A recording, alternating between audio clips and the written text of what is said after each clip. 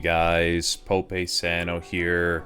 Welcome back to a new video. Today we're doing Pope Talk number 2, in which, these videos are just something, a weekly thing that I can do to connect with you guys in a bit of a different way that is just different from my own normal kind of educational content. So, yeah, you're going to just be chilling, watching me play some League in the background, as today I answer a bunch of your questions in an AMA that I did on my Discord. And so I just want to say right off the hop, if you want to be part of that type of thing, if you want to be part of a tournament that we are doing, by the way, on October 27th, on October 29th, then you can definitely be a part of that. And all you have to do is be a sub to the channel and be in my Discord server. You can find the link in the description. As well, guys, if you do like my content, please consider leaving a like, a comment, and maybe subscribing as well, because, it just helps me grow. But yeah, let's get right into it, guys. Remember, these are unscripted videos. I usually try to write a script for my guides so that I don't ramble and I don't say things that I don't mean, or I just try to be as clear as possible. For these, totally unscripted. Now, again, I guess I have one more thing to say before I really do begin. For members, you guys are going to get to see the entire AMA, and that will be uploaded separately for you in a member-only setting. If you want to be a member, because you're going to see about half of this if you're not a member. If you want to be a member, please consider doing so. You're going to get perks like, member-only videos, badges, emotes when I stream, and much more. Shoutouts, that type of thing. So just consider it, guys. Click the join button, and all your support is much appreciated. All right, let me get into it now. Because this is probably going to be a long one, although it won't be quite as long for those of you that aren't channel members. But let's just get into it with the first few questions here. Some of them, by the way, will be anonymous, and others will be, I'll tell you the name of the person that asked. All right. First off, we have Red Mars, who asks, where did the idea for the name Paesano come from?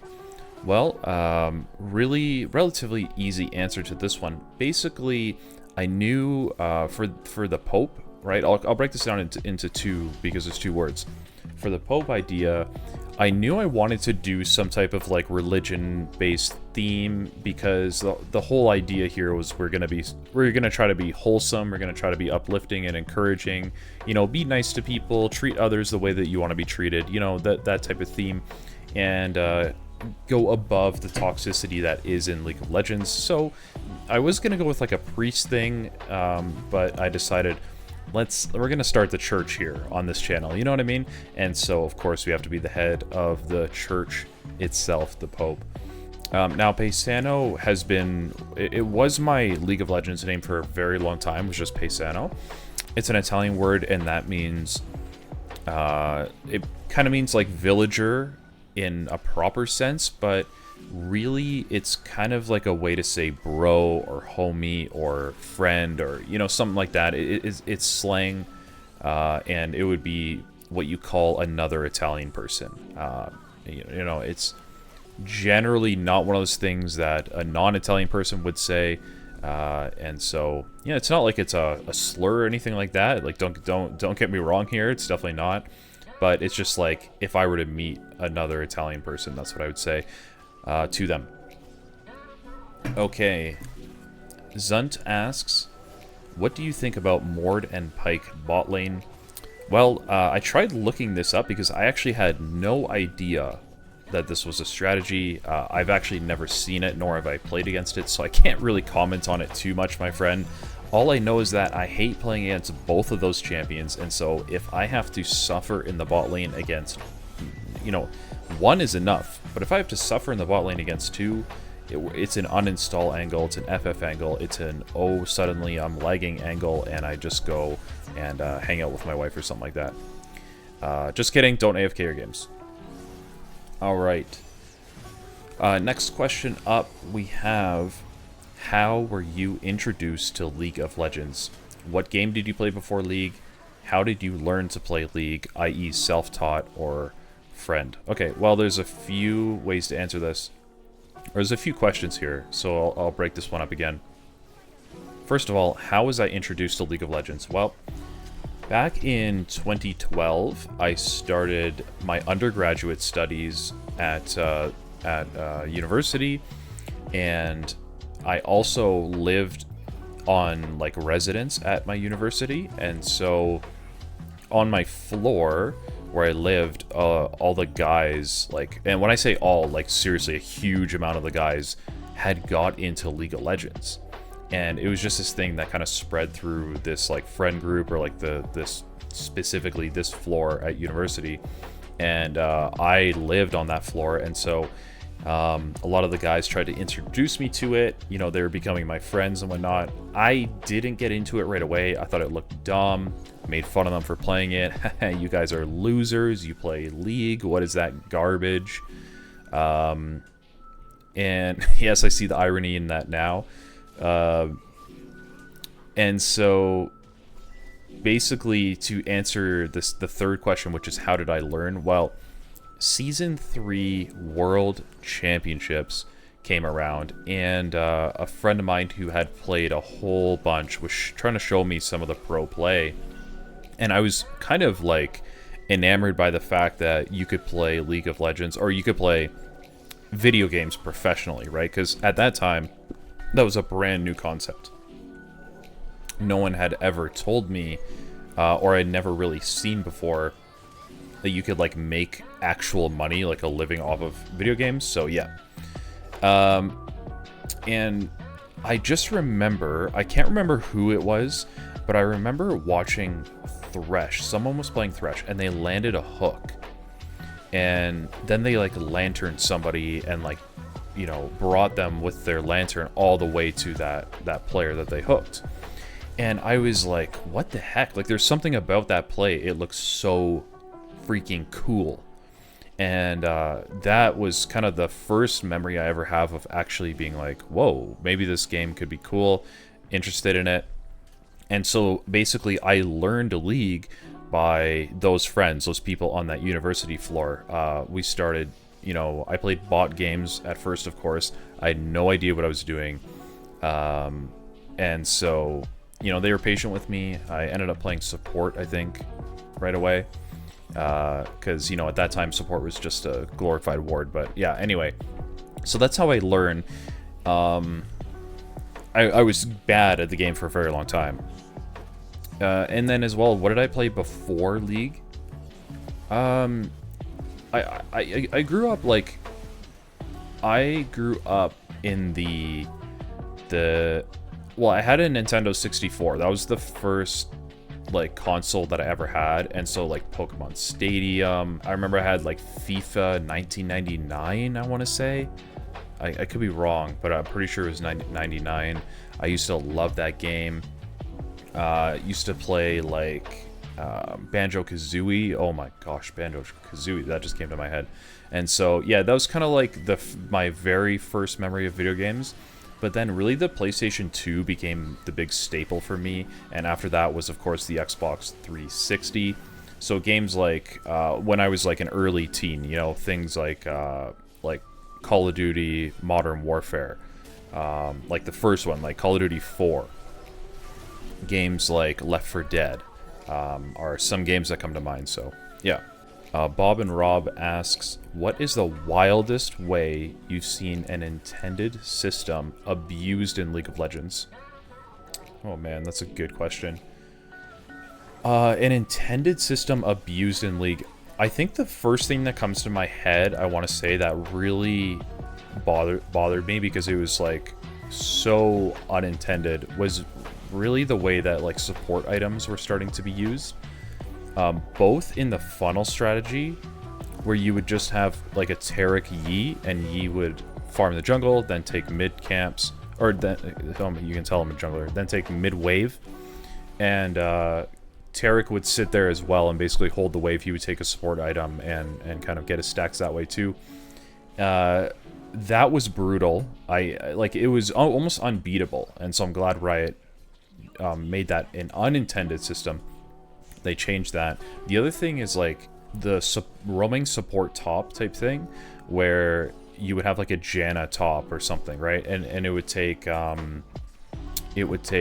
Frostfang, or whatever the support item was called at that time. I forget if it was called if it was Frostfang or whatever. Anyway, where top lane was so useless that the Janna could just basically sit there for the first wave and then just leave, right? You get like level 2 or whatever, and you just piece with your tornado and your shield, and you just start roaming with the jungler, creating chaos. I don't know. I don't mind those types of systems being in the game where you can kind of take advantage of those strategies of those systems, but I don't know. It just didn't feel. Basically, if you have a system in the game where if one team is doing it and the other team is not, that the team that is not doing it is in serious trouble at a baseline, I think that is really bad. So that is how I choose to answer your question. All right. So now we have another question. How long did it take you to truly understand the game, or maybe better worded, to get an understanding of the game that took you out of low ELO? Okay, this is a very good question. So, yeah, as of making this video, I am 120 LP Master. I'm about 3 wins, maybe 4 wins, depending on how much LP I get, out of Grandmaster. Actually, no, I am 4 wins out of Grandmaster. And so it's pretty cool to be this close to what I consider, obviously, a very high ELO in GM. And, you know, to even break the 100 LP mark has been a huge goal of mine. So I'm very happy to do that. And it's funny because reading this question, I'm reflecting on, like, do I even feel like I truly understand the game now? I don't know if I do. I think I understand the game at obviously a very high level in order to, you know, be at this ELO and to be winning games and master. But I think there's still so much for me to learn. You know what I mean? So maybe I'll frame it that way. There's still so much to learn if I want to push myself to the next level. Now, as far as like getting out of low ELO, I want to say that well, first off, it took me a long time. So how long did it take? It took me a very long time. I think when I first started, my first ever placement games on my brand new account back in Season 4 was Silver 4. And I didn't play much ranked. Every time I did, I got major ranked anxiety. I just played normals with friends pretty much permanently, and I kind of sat Silver for years. We also played ranked 5s, if you guys remember that, and we were a bronze ranked 5 team, and honestly though, that was some of the most fun I've ever had in League of Legends. But it did take me genuinely forever to actually start to climb in ELO, and I never realized how bad I truly was. You know what I mean? I never understood like how to take advantage of really anything. I wasn't using abilities correctly. I wasn't using summoner spells correctly. I didn't understand macro to even the smallest degree. But I thought that I was improving, and maybe I was just through sheer playing the game, you know. But I think I was truly terrible. Now, I think it was around maybe season 6, where I started to watch actually Tarzan a whole bunch. And that was because that was his like rank 1 you know, season where he like Graves was super OP, jungle was really strong, and he totally took over solo queue, and I just started to watch his videos. He became very popular. I think I just liked the way that he looked at the game, and of course I didn't understand what he was talking about at all. And by the way, I'm not condoning like his toxicity, because he is obviously a very toxic player. I just mean more how he was able to, in some sense, think outside the box and understand the enemy win conditions and map movements. You know, that was like the first time I ever experienced that. And so watching his videos and trying my best to study his gameplay, of course I couldn't do it very well because I didn't have, it's like you don't know what you don't know. And so I didn't always understand, or I seldom understood why he was making any decision that he made. But in some sense, when you watch someone that is much, much better than you, and you just listen to their ideas, you listen to the way they talk about the game, you listen to their philosophy of how to play, and you can even just try to do that a little bit, even if you don't understand anything that you're doing, the second you see one result that is positive, I think you have successfully begun to break down the bad habits that you've made and replace them with something new. And so I think I just did that for a very long time. And you know, one of the first things that I learned jungle concept was to gank lanes that had expended summoner spells. And it sounds so simple, but it's really not, you know, where you go top and they blow flash and you're like, okay, well, I'm just going to come back literally 2 minutes later or less, even sooner. And so one of the first times that I climbed, if I remember correctly, was playing like Elise. And I would genuinely do the classic red buff, blue buff, Gromp, hit level 3, and then go top and gank, right? And it's like you would do that so often in those early seasons playing jungle. And oftentimes it worked. You would get a summoner spell, you would get a flash, you would maybe get a kill, and then I would just wait. I would wait for them to come back, and I would gank them again. And they would die. And suddenly we would get leads. And at that time, like, people weren't that good at jungle, and also, like, counter jungling, getting invaded wasn't that big of a deal, especially playing Elise. And that was, like, the first time I ever hit gold, was kind of doing that. And so, I guess just, like, really pushing myself out of my comfort zone over and over again was how I started to learn. Now, the first season I hit Diamond, which I think was Season 8. Maybe it was Season 9, I can't remember. No, I think it was Season 8. I felt like, oh, I've made it. I understand the game. But honestly, I still didn't get how bad I still was. Even sitting at that time, it was Diamond 5. Sitting at Diamond 5, I thought, oh man, this is so cool. I'm Diamond. This is awesome. Look how nice my border is. But I truly didn't get how much more I had to learn. And I don't think it was until like the last probably 2 years where I truly started to feel like, okay, I am understanding jungle at a high level, at a level I could call high ELO, you know? And of course the results are showing. Alright, moving on. If you could delete one champion from the game, this is a Frosty Kid 12, by the way. If you could delete one champion from the game, excluding Yumi, because duh, who would it be and why? That's a great question. Okay, I want to say, it's probably going to be Cassante. The champion has everything you could ever want and more. He has, you know, CC, he has dashes, he has damage, he teleports you through walls, he has unstoppable, he has a shield, he has AoE, he just has everything. He builds tank, but then he shreds that armor in order to, you know, deal a billion damage. He has CC lock combos. It's crazy. So, I'm not a big fan of Cassante. I believe it was Showmaker is not a big fan either. Neither is Johnny Fast. We're not fans of Cassante. And what is the consistent thing about all three of the people that I just mentioned, myself, Showmaker, and Johnny Fast? We're all very good looking people, and so you should really consider that. All right. Another commenter asks me, who is your first main champion? What did you like about them, and how different are they now compared to the past? Very good questions. First, my first main champion ever was Thresh. Now, when I first started League, I picked up Cho'Gath, actually. I don't know why, I just thought he looked kind of cool.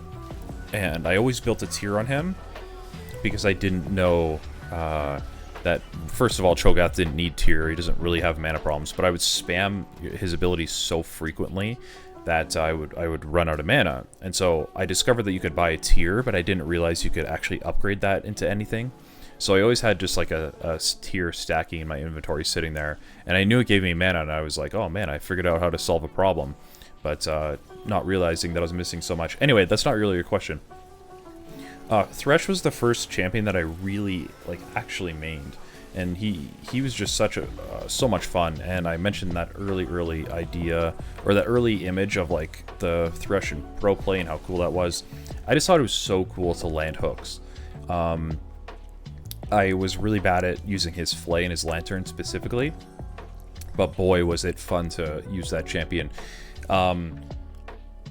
Just like how flashy he could be, you know, and that was at the time when like Mad Life, you know, Mad Life Thresh, he was just so insane. I remember watching him like flash hook people, and then during the kind of first part of Thresh's hook, throwing a lantern and bringing his ally to the person he hooked, you know, blind hooking, and just so much stuff. It was so cool. So anyway, that was my first main, and really Thresh has not changed even remotely at all. In fact, he hasn't even been nerfed or buffed that much over the years. Still the same champion. They gave him that visual kind of update a little while ago. And yeah, still, honestly, in my opinion, Thresh might have the best kit in the entire game. Just overall. So well designed. Amazing champion. Whoever made that champion, well done. Alright. We have MP asking milk or cereal first. Well, let me just say there's only one answer to that question. And if you choose wrong here, there's only one place for you to be. That is playing ranked with 4 Yasuos going 0-10 on your team for the rest of your life. The answer is obviously cereal first. If you put milk first, there's something wrong with you. You should be ostracized from society. You should be rejected by your... Alright guys, well that is it for the non-members. I still have a few questions to go through for my members. I hope you enjoyed this content. I'm gonna be back next week with Pope Talk number 3. Alright, Pope Pay out.